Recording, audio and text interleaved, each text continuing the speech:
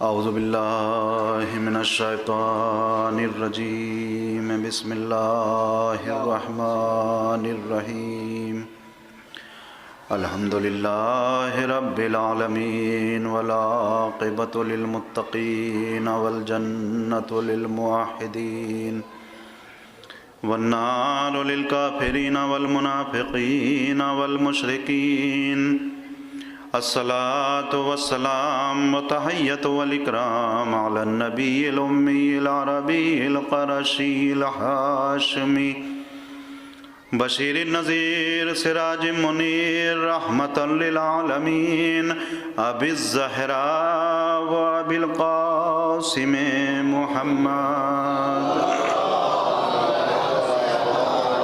وآلہ اہل بیتہ الطیبین الطاہرین المعصومین المظلومین لا سیما ابن الزہراء بقیت اللہ المنتظر ولعنت اللہ علی اعدائہم اجمعین من لیلتنا الى قیام یوم الدین اللہم لن قاتلی فاطمة الزہراء سلام اللہ علیہا اما بعد فقد قال رسول اللہ صلی اللہ علیہ وآلہ وسلم ایہا الناس انا فاطمة بضعة منی بابها بابی و بیتها بیتی من ہتکہ فقد ہتکا حجاب اللہ صلوات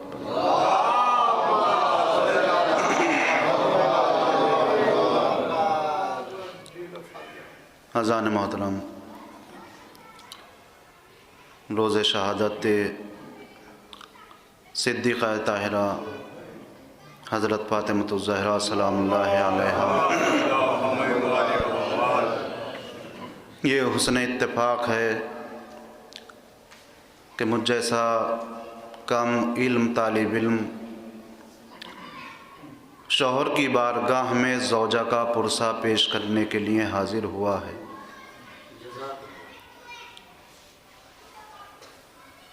جس حدیث کو میں نے عنوان کلام قرار دیا، اگر اس کی حقیقت کو دیکھا جائے تو یہ حدیث نہیں بلکہ پیغمبر اسلام کی وصیت ہے، اور ایسی وصیت ہمیں کربلا کے میدان میں بھی نہیں ملتی جیسی وصیت پیغمبر اسلام نے کی ہے۔ آپ کی ظاہری حیات کے یا ابا الحسن البیت بیتک والحرۃ امتک، اے ابو الحسن یہ گھر، یہ دروازہ، یہ گھر آپ کا گھر ہے، اور یہ اللہ کی آزاد بندی آپ کی کنیز ہے۔ آپ اجازت دیتے ہیں تو دیں کیونکہ گھر آپ کا ہے، لیکن میں اجازت دینے والی نہیں ہوں۔ مولائے کائنات کی دوربین نگاہیں قیامت تک کے غاصب اور جھوٹے اور کاذب مورخین کے قلموں کو دیکھ رہی تھی کہ اگر آج میں نے اجازت نہیں دی تو یہی ابن ماجہ، یہی صحیح بخاری، یہی صحیح مسلم، یہی سنن ابن داؤد، یہ تمام مورخین یہ لکھ دیں گے علی نے اپنی ذاتی شخصیت کے لیے، اپنی حکومت کی وجہ سے، بنت رسول چونکہ رحمت للعالمین کی بیٹی تھی، ان کے دل میں رحم پایا جاتا تھا، وہ اگر چاہتی تو معاف کر سکتی تھی، لیکن علی نے معاف کروانے نہیں دیا۔ مولا کائنات نے تمام قلموں کو اٹھا کر توڑ کر پھینک دیا کہ دیکھو علی پر انگلی مت اٹھانا، علی کے کردار پر انگلی مت اٹھانا۔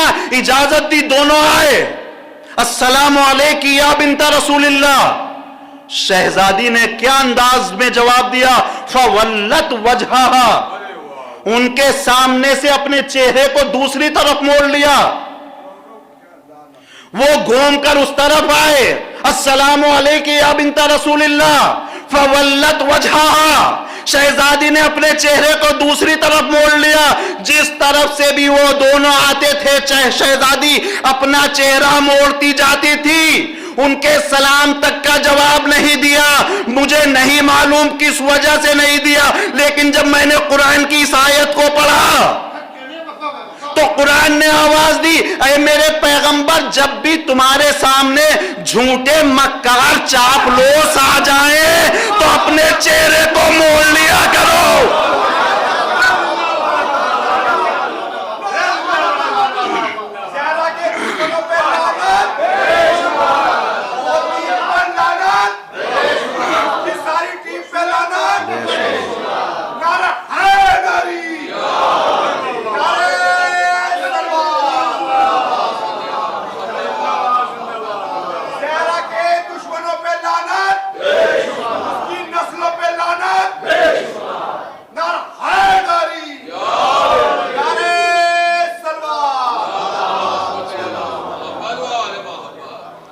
पैगंबर, जब भी तुम्हारे सामने झूठे मक्कार आए, मगर मच की तरह आंसू बहाने वाले आए, तो अपने चेहरे को दूसरी तरफ मोड़ लिया करो। शहजादी ने उनके सलाम का जवाब ना देकर बता दिया, मैं वो हूं जो कुरान पर भी अमल करती हूं, सुन्नत रसूल पर भी अमल करती हूं। तुम वो हो ना जो कुरान के हामी हो, ना सुन्नत रसूल के हामी हो। एक सलावत पढ़िए बर मोहम्मद वाले। ना तुम कुरान वाले हो, ना तुम सुन्नत रसूल वाले हो। शहजादी ने कोई जवाब नहीं दिया। एक मर्तबा वो रोने लगे, बिलकने लगे, तड़पने लगे, बे बिन्ते रसूल, हमसे गलती हो गई, हमसे गुनाह हो गया, यकीनन हमने जुल्म किया है। जब शहजादी ने उन्हें रोते हुए देखा, बिलकते हुए देखा, तड़पते हुए देखा, उनकी जबान ने इकरार कर लिया कि हमने जुल्म किया है, हम जालिम हैं, तो इल्मे फिक़्ह का मसला है, इक़रारुल उक़ला अला अनफुसिहिम जायर। अगर कोई अक्लमंद इंसान, कोई दानिश्वर इंसान जिसके पास अक्ल सालिम है, अगर वो अपने जुर्म का खुद अपनी जबान से इकरार कर ले तो अब 2 गवाह या 4 गवाह बुलाने की जरूरत नहीं है। अगर अक्लमंद इंसान अगर अपने जुल्म का इकरार कर ले तो अब किसी को गवाह बुलाने की जरूरत नहीं है। शहजादी ने जब उनकी जबान से सुना कि ये जालिम भी हैं, इन्होंने जुल्म किया है मेरे ऊपर, ये खुद अपनी जबान से कह रहे हैं, तो एक मर्तबा पैगंबर इस्लाम की हदीस याद दिलाई, क्या तुमने मेरे बाबा की हदीस सुनी है, फातिमा की रिजा से अल्लाह राजी होता है, फातिमा की खुशी से अल्लाह खुश होता है, फातिमा के गजब से अल्लाह गजबनाक होता है। बला समेअना, दोनों ने कहा बिन्ते रसूल हमने सुना है, हमने पैगंबर की जबान से सुना है कि आपकी रजा से अल्लाह राजी होता है, आपकी खुशी से अल्लाह खुश होता है। जब उन्होंने इकरार ले लिया, शहजादी ने इकरार ले लिया, तो फरमाया कि अब उस रोज का इंतजार करो जिस रोज अल्लाह हाकिमुल अहकमुल हाकिमीन होगा, मेरा मोहसिन मेरा गवाह होगा, मैं अल्लाह की बारगाह में अपना फैसला पेश करूंगी। पालने वाले इन्होंने मेरे मोहसिन को भी मारा है, मेरा घर भी जलाया है, मेरे ऊपर जुल्म भी किया है। शहजादी हक व बातिल के दरमियान हद फासिल है। ला यजमाउल हक वल बातिल, ला यजमाउ बैनल हक वल बातिल, इन्नल फातिमा है अल फासिल। हक और बातिल कभी भी जमा नहीं हो सकते, क्योंकि इनके दरमियान हद फासिल फातिमा की जात है। जब तक शहजादी की जात मौजूद है तब तक हक एक तरफ रहेगा, बातिल एक तरफ रहेगा। शहजादी की पूरी हयात हक और बातिल के दरमियान हद फासिल है। अगर शहजादी के रिश्ते इज़्दिवाज को देखा जाए تو شہزادی کی شادی ہی حق اور باطل کے درمیان حد فاصل بن کر کھڑی ہو گئی۔ مورخین اسلام نے لکھا جب بنت رسول اس منزل پر آئیں کہ شہزادی کی شادی کی جائے تو پیغمبر اسلام کے گھر پر رشتوں کے تانتے بن گئے۔ ہر چاہتا تھا کہ یہ فضیلت ہم کو مل جائے، بنت پیغمبر کا ہاتھ ہمارے ہاتھ میں آ جائے، بنت پیغمبر ہمارے گھر میں آ جائیں۔ یہی وجہ ہے کہ جب یہ بنت پیغمبر کا ہاتھ نہ لے سکے، کیونکہ یہ سیاستاً بنت پیغمبر کا ہاتھ لینا چاہتے تھے، اپنے گھر میں لانا چاہتے تھے، جب بنت پیغمبر نہ مل سکی تو اپنی بیٹیوں کو پیغمبر کے گھر میں بھیج دیا، اپنی بیٹیوں کو پیغمبر کے گھر میں بھیج دیا۔ پیغمبر اسلام کی بیٹی اس عمر میں آئی کہ اب شادی کی جائے تو لوگ رشتے لے کر آنے شروع ہو گئے۔ علماء اسلام نے لکھا کہ مدینے میں بہت بڑے سیٹ تھے جناب عبد الرحمن بن عوف، یہ تمام علماء اہل سنت نے نقل کیا ہے، میرے پاس کتابیں موجود ہیں، حوالے موجود ہیں۔ عبد الرحمن بن عوف پیغمبر کی خدمت میں آئے اور عرض کی السلام علیکہ یا رسول اللہ، اے اللہ کے رسول آپ پر میرا سلام ہو۔ وعلیکہ السلام، آپ پر بھی میرا سلام ہو۔ کیوں آئے ہو؟ کیا مقصد ہے؟ اللہ کے رسول زوجنی ایہا، اے اللہ کے رسول میری شادی اپنی بیٹی سے کر دیجئے۔ پیغمبر نے فرمایا امرہا اللہ، فاطمہ کا کوئی بھی ذمہ داری میرے ہاتھ میں نہیں ہے، اللہ کے ہاتھ میں ہے، اللہ جہاں چاہے گا وہاں پر فاطمہ کی شادی ہوگی۔ عبد الرحمن بن عوف چونکہ نشے میں چور تھا، دولت کے مدینے کا سیٹ تھا، ایک مرتبہ پھر پیغمبر سے کہتا ہے اللہ کے رسول اپنی بیٹی کی شادی مجھ سے کر دیجئے۔ پیغمبر اسلام نے جب اس کا اصرار دیکھا تو فرمایا کہ آخر وجہ کیا ہے کہ تو میری بیٹی سے شادی کرنا چاہتا ہے، تیرا مقصد کیا ہے؟ کہا میرا مقصد کچھ نہیں ہے، میں مہر میں اتنی مال و دولت دوں گا کہ بنی ہاشم تو کیا مدینے میں کوئی فقیر نظر نہیں آئے گا۔ جیسے ہی پیغمبر سے یہ جملے کہے، راوی کا بیان ہے رحمت للعالمین کی پیشانی پر غضب کے آثار نمودار ہوئے، پیغمبر نے زمین پر ہاتھ مارا، کچھ خاک مٹی اپنی مٹھی میں اٹھائی، آواز دی ماذا ترا یا عبد الرحمن، اے عبد الرحمن بتا میرے ہاتھ میں کیا ہے؟ اللہ کے رسول خاک ہے، مٹی ہے، پتھر ہے۔ کہا اب دوبارہ دیکھ۔ اب جو دوبارہ دیکھا تو مدینے کے سیٹ عبد الرحمن کی آنکھوں کے سامنے ترملے آنے لگے، اندھیرا چھانے لگا، آواز دی اللہ کے رسول اپنی پوری زندگی میں اتنے قیمتی جواہرات نہیں دیکھے، اتنے قیمتی جواہرات پوری زندگی میں نہیں دیکھے۔ عجب نہیں، پیغمبر نے آواز دی ہو اے عبد الرحمن بن عوف، ہم پتھروں کو انسان بنانے آئے ہیں، تو پتھر دے کر ہم سے انسان خریدنا چاہتا ہے۔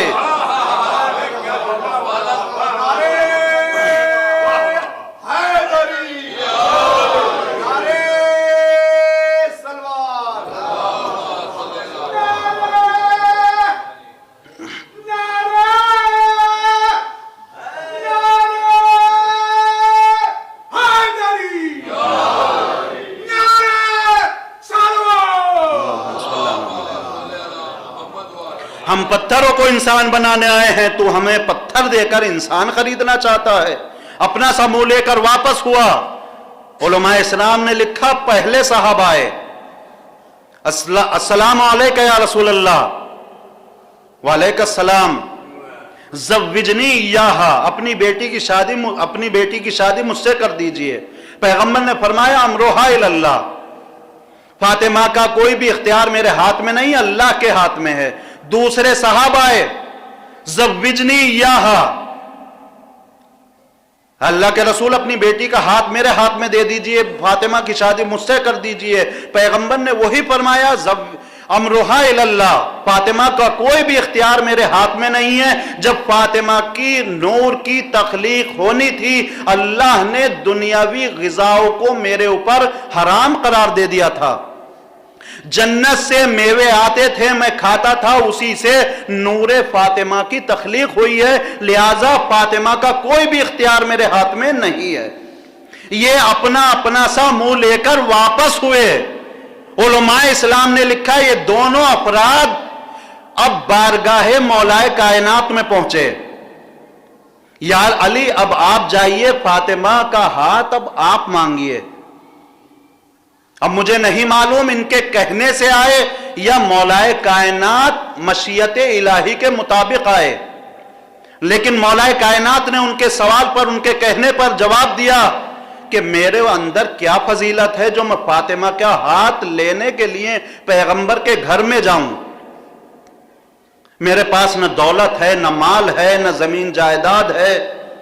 جب تم جیسے بڑے بڑے بزرگوں کو پیغمبر نے اپنی بیٹی کا ہاتھ نہیں دیا تو جو یہودی کے باغ میں مزدوری کرتا ہے اس کے ہاتھ میں پیغمبر اپنی بیٹی کا ہاتھ کیسے دے سکتے ہیں؟ تاریخی جملہ کہا ہے دونوں نے، یا علی لک الحسب والنسب لقد سابق الایمان۔ اے علی آپ اس لیے جائیں کیونکہ آپ کے پاس حسب بھی ہے، آپ کے پاس نسب بھی ہے، اور آپ سابق الایمان ہیں۔ میں اپنے چھوٹے بھائیوں کو سمجھانے کے لیے حسب اور نسب کے رشتے کو بتانا چاہتا ہوں۔ نسب اس رشتے کو کہتے ہیں جو باپ کی طرف سے ملتا ہے، یعنی باپ دادا پردادا، یہ نسبی رشتہ ہے۔ اور حسب اس کو کہتے ہیں جو ماں کی طرف سے چلتا ہے، یعنی ماں، نانی، پرنانی وغیرہ۔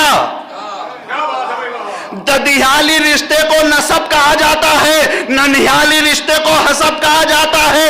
ان دونوں نے اپنی پول خود ہی کھول دی۔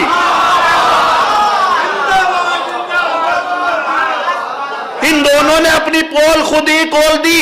اے علی آپ وہ ہیں جن کا ددیال بھی اعلیٰ ہے، ننیال بھی اعلیٰ ہے، اور ہم تو وہ ہیں نہ جس کے ددیال کا پتہ نہ ننیال کا پتہ۔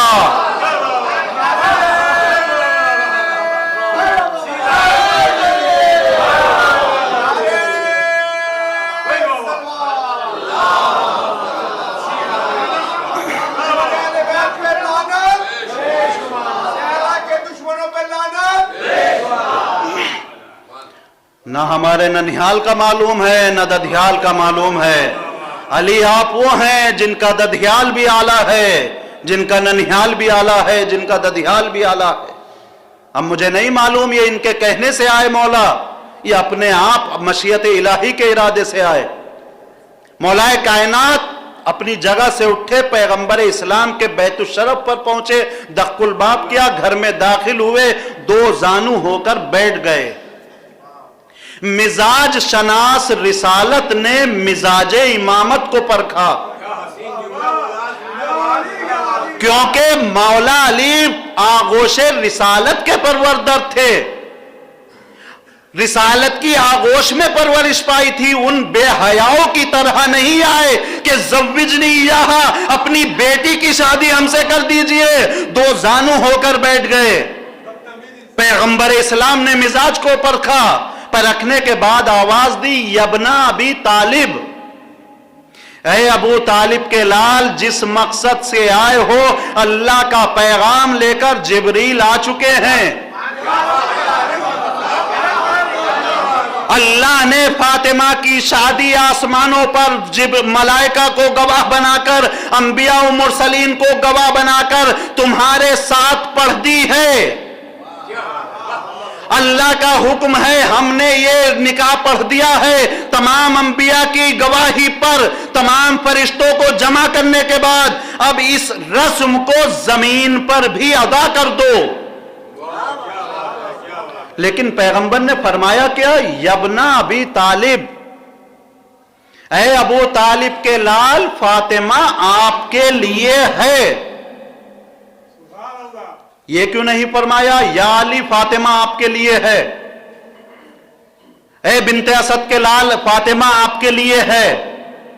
اے عبد المطلب کے پوتے فاطمہ آپ کے لیے ہے، کوئی اور جملہ کیوں نہیں کہا؟ اے مولود کعبہ فاطمہ آپ کے لیے ہے، اے علی آپ وہ ہیں جن کی ذوالفقار آئندہ زمانے میں کونین کی عبادتوں پر بھاری ہو جائے گی، اے علی آپ وہ ہیں جو خیبر و خندق کو فتح کریں گے۔ یہ تمام القابات پیغمبر تو جانتے تھے، اگر مجھ جیسا انسان نہیں جانتا تھا پیغمبر سب کچھ کہہ سکتے تھے یا نہیں، لیکن ابن ابی طالب کیوں کہا؟ یاد رکھیے جو جوان بھی اپنا رشتہ لے کر کسی شریف گھرانے میں جائے گا تو سب سے پہلے جو باپ سوال کرے گا یا گھر کا بزرگ کوئی سوال کرے گا، وہ سوال یہ نہیں ہوگا آپ کی زمین جائیداد کتنی ہے، آپ کون سی کرسی پر بیٹھتے ہیں، آپ کی بیٹھک کتنی بڑی ہے، آپ کا گھر کتنا اچھا ہے، آپ کی منزل کیسی ہے، آپ کا عہدہ کیسا ہے۔ سب سے پہلا سوال اگر شریف باپ ہوگا تو یہ کرے گا آپ کے بابا کا نام کیا ہے۔ یعنی باپ کی شرافت بیٹے میں تلاش کی جاتی ہے۔ اب جو علی اپنا رشتہ لے کر گئے پیغمبر نے کچھ نہ کہا، فقط یہ کہا ابن ابی طالب، اے ابو طالب کے بیٹے آپ کو بیٹی اس لیے دے رہا ہوں کیونکہ تمہاری رگوں میں ابو طالب جیسے شریف باپ کا خون دوڑ رہا ہے، آپ کی رگوں میں ابو طالب جیسے شریف باپ کا خون دوڑ رہا ہے۔ دوسرا جملہ ارشاد فرمایا، بس میں اس عبادت کو تمام کرنا چاہتا ہوں، دوسرا جملہ ارشاد فرمایا، ایک تو یہ کہ ابن ابی طالب آپ ابو طالب کے لال ہیں اس لیے بیٹی دے رہا ہوں، دوسرا یہ کہ اللہ کا حکم ہے اس لیے بیٹی دے رہا ہوں، تیسرا جملہ ایسا جو حق اور باطل کے درمیان حد فاصل بن کے کھڑا ہو گیا، یا علی لست بدجالین، بیٹی اس لیے دے رہا ہوں کیونکہ آپ دجالوں میں سے نہیں ہیں۔ اب اس دجال کا ترجمہ اگر میں کروں تو میں شیعہ ہوں، الزام لگ جائے گا، اپنے اعتبار سے کر لیا۔ آیت اللہ سیستانی صاحب سے کرایا جائے وہ بھی شیعہ ہیں، رئیس قوم ہیں، خامنائی صاحب سے کرایا جائے وہ بھی رئیس قوم ہیں۔ تو اس اعتراض سے بچنے کے لیے میں مختصر کر رہا ہوں، اس اعتراض سے بچنے کے لیے عالم اہل سنت علامہ شمس الدین ذہبی کے پاس جاتے ہیں جن کی فطرت میں اہل بیت سے دشمنی گھسی ہوئی ہے۔ اگر اہل بیت کی فضیلتوں کی کوئی حدیث یا روایت دیکھتے ہیں تو کرود کے دیکھنا چاہتے ہیں اور اس میں شک و شبہات پیدا کرنا چاہتے ہیں، لیکن جب اس منزل پر آئے ہم نے سوال کیا، اے شمس الدین ذہبی بتائیے دجالین کا مطلب کیا ہے؟ پیغمبر نے کیا فرمایا ہے؟ لستا بے دجالین، اے علی بیٹی اس لیے دے رہا ہوں کیونکہ آپ دجالوں میں سے نہیں ہیں۔ تو شمس الدین ذہبی نے فرمایا لستا بے دجالین اے لستا من الکذابین، اے علی بیٹی اس لیے دے رہا ہوں کیونکہ آپ جھوٹوں میں سے نہیں ہیں۔ شہزادی کی شادی کے اس پیغام نے جھوٹوں کو الگ کر دیا، سچوں کو الگ کر دیا۔ اب تم کسی کو بھی فاروق اعظم کہو، کسی کو بھی صدیق اکبر کہو، لیکن کہنے سے پہلے علی و فاطمہ کی شادی کو دیکھنا پڑے گا۔ دیکھنے سے پہلے علی و فاطمہ کی شادی کو دیکھنا پڑے گا۔ علی و فاطمہ کی شادی نے جھوٹوں کو الگ کر دیا، سچوں کو الگ کر دیا۔ شہزادی اس مقام عظمت پر ہے، سیادتوں کے اس مقام پر ہے کہ اگر سسر کو دیکھا جائے تو سید البطحاء ہے، اگر باپ کو دیکھا جائے تو سید الانبیاء ہے، اگر شوہر کو دیکھا جائے تو سید الاولیاء ہے، بیٹوں کو دیکھا جائے تو سیدہ شباب اہل الجنہ ہے، بیٹی کو دیکھا جائے تو عقیلتوں سیدۃ الہاشمین ہے، اور شہزادی کو خود دیکھا جائے تو سیدۃ النساء العالمین ہے۔ یعنی سیادتوں کے افق پر چمکنے والے آفتاب کا نام فاطمہ زہرا ہے۔ ابھی جو منحوس ستارہ ٹکرائے گا وہ چکنا چور ہو کر رہ جائے گا۔ ہم مانتے ہیں وہ حدیث صحیح ہے کہ میرے صحابہ کی مثال ستارہ گانے ہدایت کی سی ہے، جس کی بھی اقتدا کرو گے ہدایت پا جاؤ گے۔ علامہ نصور الدین توسی فرماتے ہیں کہ ہم مانتے ہیں کہ رسول کی یہ حدیث ہے، لیکن کچھ ستارے منحوس بھی تو ہوا کرتے ہیں جو خود بھی ڈوب جاتے ہیں، اپنی کشتی کے سواروں کو بھی ڈبو دیتے ہیں۔ ایک صلوات پڑھیے بر محمد۔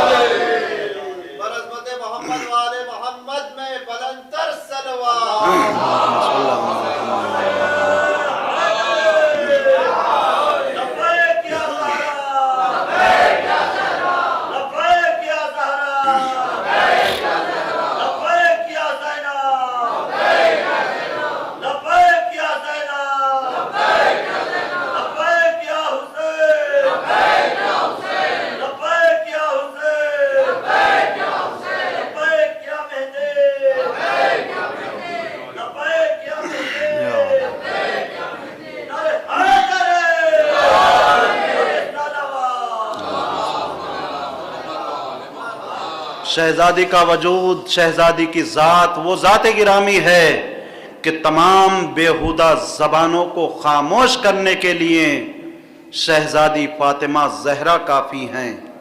یہ وہ ذات گرامی ہے کہ جس کے نقش قدم کو 12 اماموں نے ضابطۂ حیات بنایا ہے، اپنی زندگی کا مقصد بیان کیا ہے۔ اسی لیے امام حسن عسکری علیہ السلام فرماتے ہیں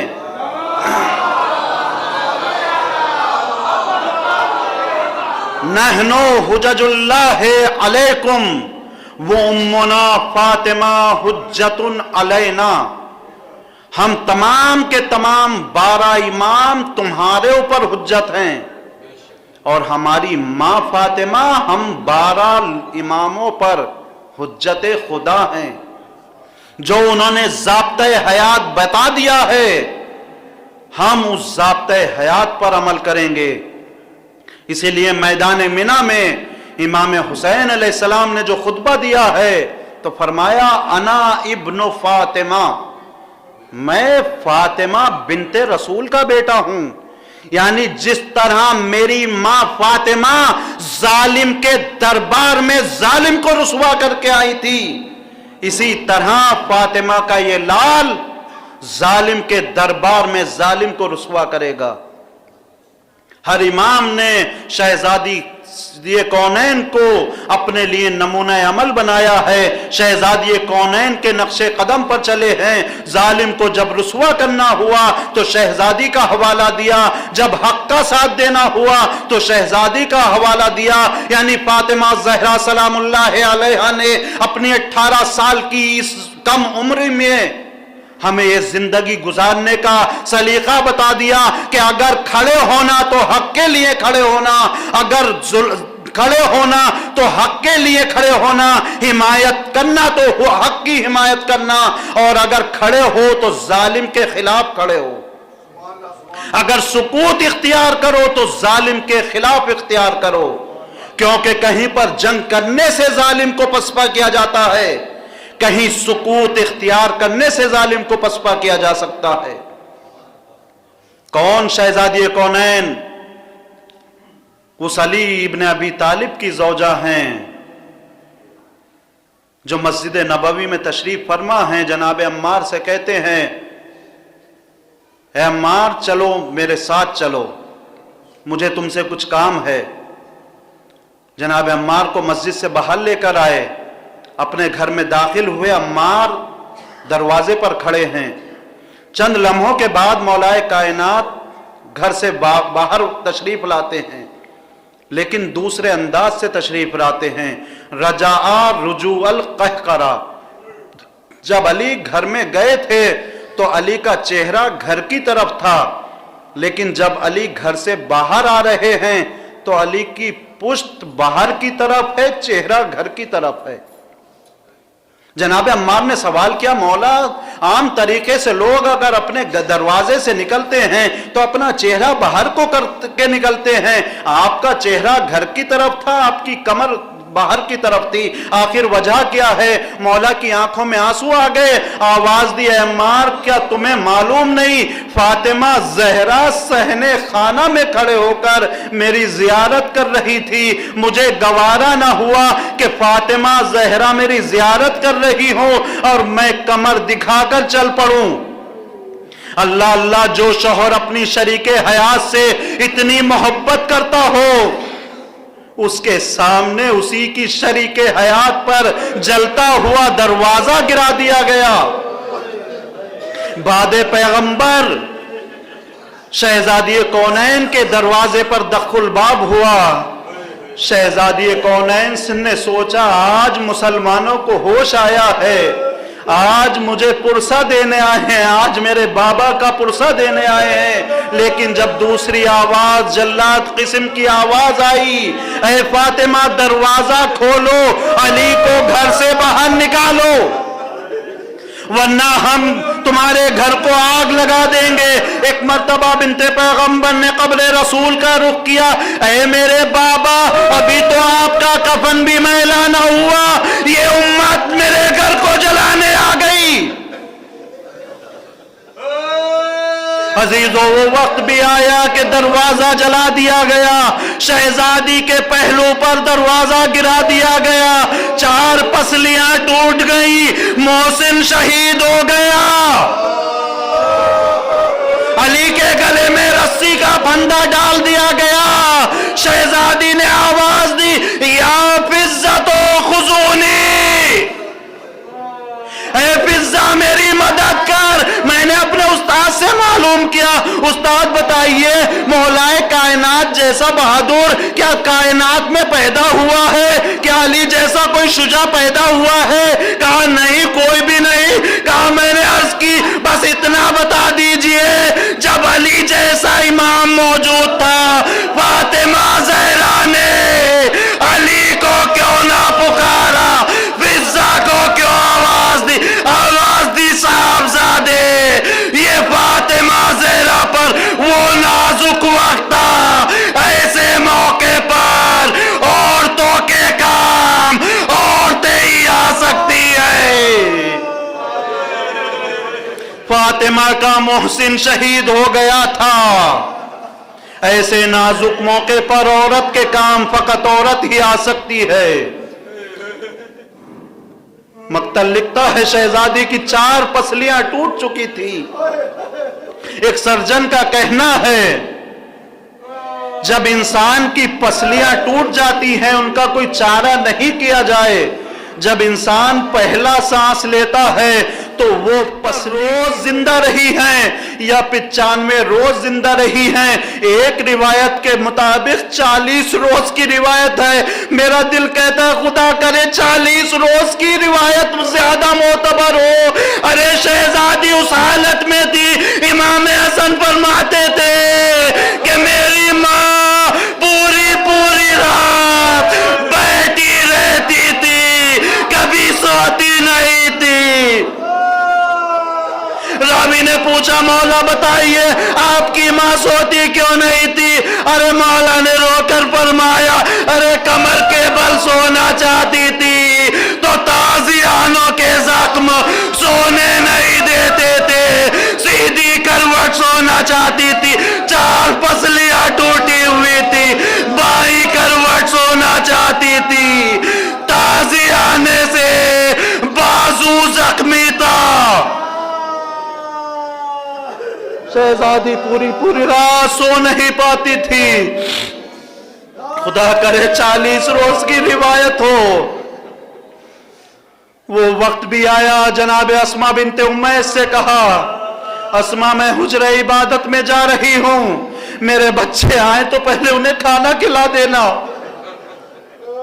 جناب اسما سے کہا ہے اسما جب تک میری یہ تسبیح و تحلیل کی آواز آئے سمجھ لینا بنت رسول زندہ ہے، جب میری آواز بند ہو جائے سمجھ لینا بنت رسول اس دنیا سے چلی گئی، اپنے بابا کے پاس پہنچ گئی۔ وہ وقت بھی آیا شہزادے گھر میں داخل ہوئے، اے اسما ہماری اماں کہاں ہے؟ کہا شہزادوں پہلے کھانا کھا لو۔ اسما کیا تمہیں معلوم ہے کبھی ہم نے بغیر ماں کے کھانا کھایا ہو؟ اب اسما کہے تو کیا کرے، ارے اجرے کا طرف اشارہ کر دیا۔ حسن و حسین اجرے میں پہنچے، اماں آپ کے بیٹے آئے ہیں، اماں آپ پر ہمارا سلام، کوئی جواب نہ آیا۔ دونوں شہزادی کی خدمت میں بیٹھے، اماں تکلمنی، اے مادر کرامی ہم سے کلام کیجئے، ہم آپ کے بیٹے ہیں، رسول کے نواسے ہیں، لیکن کوئی جواب نہیں آیا۔ آہستہ سے شانہ ہلا کر دیکھا، سینے پر ہاتھ رکھا، ماں اس دنیا سے رخصت ہو گئی۔ روتے ہوئے دوڑے مسجد نبوی میں پہنچے، یا باتا ماتا تمنا، اے بابا ہماری ماں اس دنیا میں نہیں رہی، ہم یتیم ہو گئے۔ علی جیسا بہادر کبھی مسجد کے ذہن میں گرتا ہے، کبھی اٹھتا ہے۔ ارے میرا پہلا سارا رسول اللہ تھے، وہ بھی چلے گئے، آخری سارا فاطمہ تھی، فاطمہ سے دل بہل جاتا تھا، میں اپنے غم سنا دیتا تھا، فاطمہ سے تسلی مل جاتی تھی۔ یہی وجہ تھی فاطمہ زہرا کے بعد علی ابن ابی طالب کنویں میں منہ ڈال کر گفتگو کیا کرتے تھے۔ آج روز شہادت گزر گئی، مولا کائنات در دولت پر آئے، شہزادی کے پاس پہنچے، یا بنت رسول اللہ تکلمنی، اے بنت رسول مجھ سے کلام کیجئے، کوئی جواب نہیں آیا۔ یا ام الحسن والحسین تکلمنی، اے حسن حسین کی ماں مجھ سے کلام کیجئے، اے زینب ام کلثوم کی ماں علی سے کلام کیجئے۔ جب کوئی جواب نہیں آیا علی نے ایک واسطہ دیا، اے فاطمہ زہرا میں تمہارے چچا کا بیٹا غریب ہو گیا، میری غربت کا واسطہ مجھ سے کلام کرو۔ ابھی غربت کا واسطہ دیا تھا، فاطمہ زہرا اٹھ کر بیٹھ گئی۔ اے علی میرے سامنے اپنے آپ کو غریب نہ کہنا، میں ملکوت سے واپس آئی ہوں۔ اے بنت رسول اپنے بابا سے کوئی شکایت نہ کرنا۔ علی مجبور تھا، چلتا ہوا دروازہ تم پہ گرا دیا گیا۔ اے بنت رسول اگر زندگی میں کوئی کمی ہو گئی ہو تو معافی چاہتا ہوں۔ ادھر شہزادی نے کہا اے علی خدا حافظ، لیکن بچوں کے سامنے کیسے جاؤ؟ علی بچوں کو باہر لے جاؤ، میرے بابا میرا انتظار کر رہے ہیں۔ علی بچوں کو لے کر آ گئے، فاطمہ نے پیر پھیلائے، ایک مرتبہ بسم اللہ و باللہ علی ملت رسول اللہ انا للہ و انا الیہ راجعون کہا، روح قفس انصری سے پرواز کر گئی۔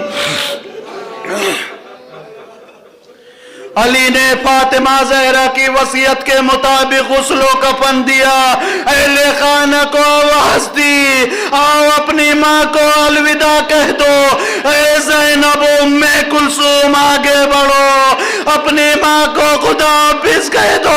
ارے 3 سال کی بچیاں آگے بڑھی، ماں کے قدموں سے لپٹ گئی۔ اماں کس کے سہارے چھوڑ کر جا رہی ہو؟ اماں اتنی کم سنی میں بچوں کو ماں کی ضرورت ہوتی ہے، ارے ہم کس کو ماں کہیں گے؟ اے کریم ماں پر رحم کرو، ہم پر کرم کر دو۔ علی نے بچیوں کو ہٹایا۔ میں نے دونوں شہزادوں کی روایت کو پڑھا ہے۔ ایک مرتبہ علی نے حسن و حسین کو بلایا، اے حسن و حسین آگے بڑھو، اپنی ماں سے الوداع کہہ دو۔ دونوں شہزادے بڑھے، وہ وضع خدہما علی صدرہا، دونوں شہزادوں نے اپنے رخساروں کو شہزادی کے سینے پر رکھ دیا۔ اماں جا رہی تو جاؤ، اماں خدا حافظ، لیکن جب ہمارے نانا سے ملنا تو ہمارے دو پیغام دے دینا۔ پہلا پیغام یہ ہے، اذا لقیتی جدنا بلغ السلام، اے اماں جب ہمارے نانا سے ملنا تو ہمارے نانا کو ہمارا سلام کہہ دینا۔ دوسرا پیغام یہ ہے، نانا سے کہنا، یا جدہ واللہ اصبحنا یتیما، اے نانا آج ہم یتیم ہو گئے۔ مولا کائنات قسم کھا کر کہتے ہیں، خدا کی قسم، فاطمہ کی چیخیں نکل گئی، بندے کفن ٹوٹے، دونوں کو اپنی باہوں میں لے لیا۔ اے حسن و حسین، جس کا علی جیسا بابا ہو وہ یتیم نہیں ہو سکتا۔ فاطمہ کو کس طرح سپرد لحد کیا ہوگا؟ مقتل لکھتا ہے کہ 40 قبریں بنائی، علی نے فاطمہ کو دفن نہیں کیا ہے، ارے بلکہ فاطمہ کے وجود کو دشمنوں سے چھپایا تھا۔ علی نے فاطمہ کے جنازے کو اٹھایا شب کے سناٹے میں، سلمان و ابو ذر ساتھ ہیں، چند لوگ ساتھ ہیں، رحمت للعالمین کا جنازہ بھی 10 یا 12 لوگوں نے اٹھایا، بیٹی کا جنازہ بھی چند لوگوں نے اٹھایا۔ ایک مرتبہ لحد کے قریب لائے، ابھی لحد میں فاطمہ کو لٹانا چاہتے تھے، اتارنا چاہتے تھے، علی کو پیغمبر کی وصیت یاد آ گئی۔ جب علی کی شادی ہو رہی تھی، پیغمبر نے فرمایا تھا، یا علی ہذہ امانت اللہ و امانت رسولہ احفظھا، اے علی اللہ کی امانت ہے، اس کے رسول کی امانت ہے، اس کی حفاظت کرنا۔ لیکن جب علی لٹا رہے ہیں قبر میں، ایک مرتبہ قبر سے 2 ہاتھ برآمد ہوئے، اے علی میری امانت کو دے دو، اے علی میری امانت کو دے دو۔ پیغمبر نے امانت لی، فاطمہ کو دیکھا، چہرے پر تماچوں کے نشان، بدن پر تازیانوں کے نشان، پسلیاں ٹوٹی ہوئی، رخسار رنگین۔ اے علی اس امانت کے ساتھ کیا ہو گیا؟ جب یہ دے دی تھی تو میں پوچھتی، اب تو تازیانوں کے نشان۔ علی نے سر جھکا لیا، اللہ کے رسول میں اس امانت کی حفاظت نہ کر سکا، اپنی بیٹی سے خود پوچھ لینا۔ فاطمہ پر قیامت گزر گئی۔ الا لعنت اللہ علی القوم الظالمین وسيعلم الذین ظلموا ای منقلب ينقلبون۔ اللہم لن قاتلی فاطمہ الزہرا واللہم لن قاتلی فاطمہ الزہرا، اللہم عجل لولیک الفرج۔ بار اللہ تجھے اپنی رحمتوں کا واسطہ، شہزادی کونین کی مظلومیت کا واسطہ، مولا کائنات کی زندگی کا تنہائی کا پہلا روز ہے، مولا کائنات اول مظلوم کی مظلومیت کا واسطہ، امام حسن و حسین کے رونے کا واسطہ، زینب و ام کلثوم کی یتیمی کا واسطہ، ہماری روحانی ماں فاطمہ زہرا اس دنیا سے گئی ہے۔ میرے مالک تمام مومنین و مومنات کی جان و مال، عزت و آبرو کی حفاظت فرما۔ جہاں جہاں آشیان حیدر کرار آباد ہیں ان کی جان و مال، عزت و آبرو کی حفاظت فرما۔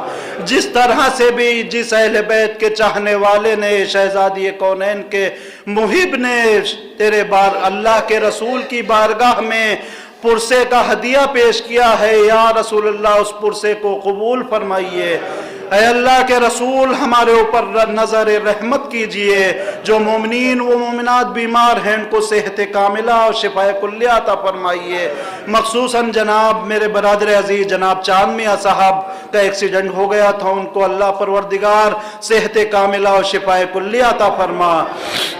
باراللہ منتقم خون زہرا امام زمانہ کے ظہور میں تعجیل عطا فرما۔ ہمیں علماء حق کی اطاعت اور پیروی کرنے کی توفیق مرحمت فرما۔ علماء اعلام کا سایہ ہمارے سروں پر قائم و دائم فرما۔ حجت المنتظر کے ظہور میں تعجیل عطا فرما۔ پرچم اسلام کو سربلند فرما، پرچم کفر و نفاق کو سرنگو فرما۔ فلسطین کے مسلمانوں اور تمام شیعان حیدر کرار کی جان و مال، عزت و آبرو کی حفاظت فرما۔ ربنا تقبل دعا، ربنا تقبل منا انك انت السميع العليم۔